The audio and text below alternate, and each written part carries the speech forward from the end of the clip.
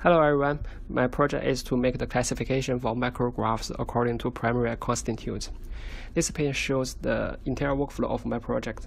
A challenge in applying machine learning algorithms to material science is that material science data come in many forms, and one type of material data is macrostructure images. Determining how to featureize macrostructure images so that they can be used as the input to the machine learning algorithms is not always straightforward. The data now we get are 2 or 3 dimensional arrays, and the more complex is that the images are characterized by the tiny structures. So the method I use here is to extract and enhance the texture features for the classification. So in this project, there are 2 main parts. One is to featureize the macrostructural images by neural network, and the other one is to use these features to make a classifier. Okay, I will use the Carnegie Mellon University ultra-high carbon steel dataset in this paper. The dataset contains raw images with 645 times 522 pixels, and one Excel file contains the corresponding labels. There are a total of 7 different labels, 4 single labels, and 3 compound labels. In this project, I will just focus on the data with single labels. The reason for this is that the sample with compound label will both have 2 kinds of distinct macrostructures, which will increase the complexity. So in the pre-processing, I will just discuss the samples with compound labels to make the project trackable.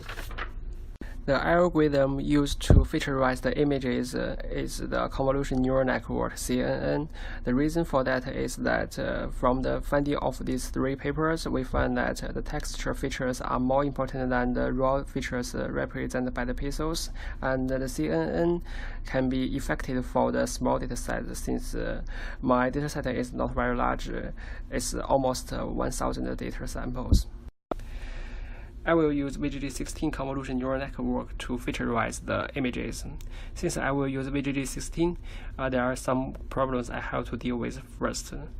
The dimension of the raw data is consistent with the requirement of the input images in VGG16. So we need to crop the raw images and then treat the processed images as the input of the neural network. The dimension of some hidden layers are displayed here. The third multiplier means the number of the filters. For example, in hidden layer C43, we totally have 512 filters, and each filter have 1 images with the dimension of 28 times 28.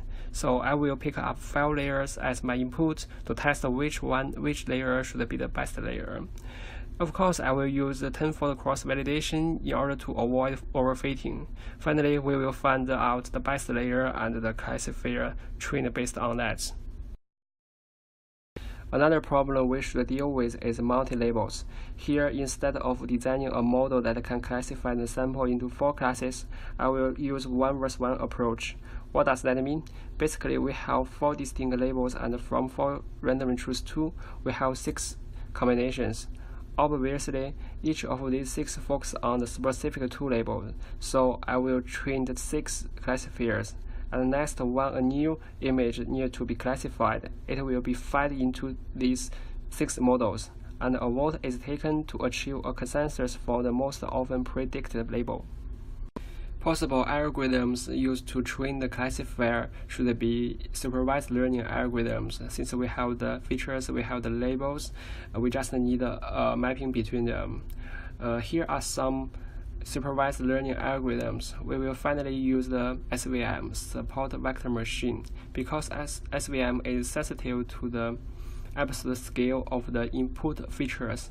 Our input data are white and black images, and the features are specified by the absolute value, so SVM should be the best choice. Here, summarize the dimension of complexity. First, it should be modular, since the agent can be decomposed into 2 modules, one for featureize the images and the other one for making classification. The next one, representation. The word can be expressed with the features. Actually, each pixel can be seen as a feature.